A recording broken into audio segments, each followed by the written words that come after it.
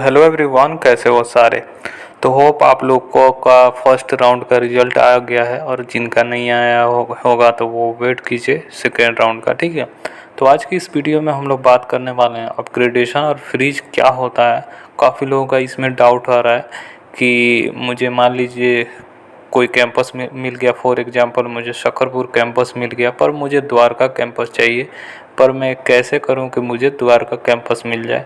ठीक है, ये बात करेंगे। और बहुत सारे लोगों का मिल गया है द्वारका कैंपस, वो चाहते हैं कि उसी में रहें, तो फ्रीज कैसे करना है उसके बारे में हम लोग बात करेंगे। तो चलिए वन बाय वन सारा प्रोसेस हम लोग जान लेते हैं इस वीडियो में। होप ये कन्फ्यूजन सारा दूर हो जाएगा। ठीक है, मैं कोशिश कर रहा हूँ सारा जो भी आपका डाउट है धीरे धीरे कवर किया जाए। बस आप बने रहिए मेरे साथ, मेरे से जितना पॉसिबल होगा आपका सारा कन्फ्यूजन दूर करने की पूरी कोशिश किया जाएगा। तो चलिए अपग्रेडेशन के बारे में हम लोग जान लेते हैं।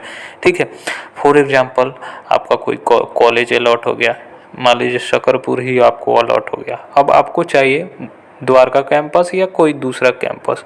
तो आपको सिंपल सा क्या करना है कि आपको सेकेंड राउंड का जैसे ही आपका काउंसलिंग स्टार्ट होगा, ठीक है, तो काउंसलिंग स्टार्ट होगा तो उसमें आपको प्रेफरेंस फिलिंग का मौका फिर से दिया जाएगा। उसमें कॉलेजेस को ऐड करने का मौका दिया जाएगा, प्रेफरेंस को अप एंड डाउन करने का मौका दिया जाएगा, रिमूव करने का मौका दिया जाएगा। तो आपको क्या करना है, जो कैंपस चाहिए वही कैंपस आपको डालना है। कोई भी गलत कैंपस आप डालना नहीं। अभी आपने गलत कैंपस डाला इसीलिए आपको दूसरा कैंपस मिल गया है। तो इसीलिए जो सही आपको कैंपस चाहिए, फॉर एग्जांपल आपको द्वारका कैंपस चाहिए, सिर्फ वही प्रेफरेंस में डालिए।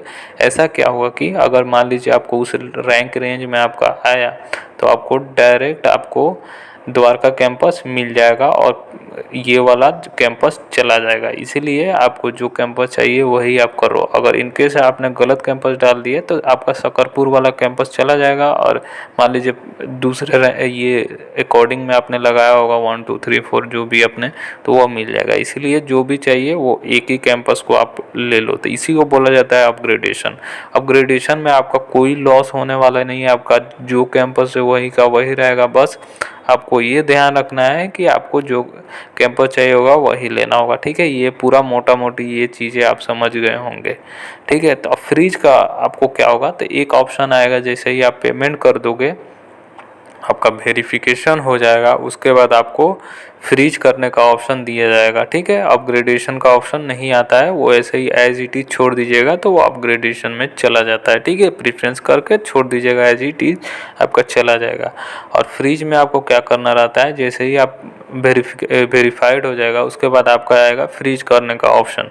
अगर आपको मान लीजिए कॉलेज उस कोर्स से सेटिस्फाई हैं, अब आपको कोई भी राउंड में पार्टिसिपेट नहीं करना है, तो आप क्या कीजिए, बेझिझक आपको फ्रीज करना होगा। वहाँ पे फ्रीज पे दाबिएगा तो उस पर आएगा OTP आपका रजिस्टर मोबाइल पे। ठीक है, तो जो रजिस्टर मोबाइल पे आपने दिया होगा उसी का OTP आएगा, 6 डिजिट या 5 डिजिट जो भी आएगा उस पर OTP आप डालिएगा। उसके बाद आपका सीट हो जाएगा फ्रोजन और आप हो गए उस कॉलेज का पार्ट, और आप तैयारी करने लगिएगा कॉलेज में जाने के लिए। तो ये होता है फ्रीज। और अपग्रेडेशन आपको समझ में आ गया कि आपको कोई दूसरा कैंपस चाहिए तो आपको प्रेफरेंस डालना होगा, और आपको अलॉट हो गया तो आपको पुराना वाला चला जाएगा, नया वाला मिल जाएगा। अगर आपको अलॉट नहीं हुआ तो पुराना वाला रहेगा एज इट इज़। तो ये प्रोसेस सारा होता है। जब तक आप फीस पेमेंट कीजिएगा तभी आपका डॉक्यूमेंट वेरीफाई होगा, तब दोनों प्रोसेस आप अपने हिसाब से कर सकते हैं। और जिनको कोई भी कैंपस अलॉट हुआ है तो कृपया करके आप अपना फीस 7,875 रुपये जमा कीजिए। बहुत लोग बोल रहे हैं कि 7,875 रुपये नहीं हो रहा है, ज़्यादा बताया जा रहा है। तो देखिए वो हाँ ज़्यादा आएगा, टैक्सेस वैक्सेस कटते हैं क्योंकि गेटवे चार्ज आपका लगेगा ही लगेगा।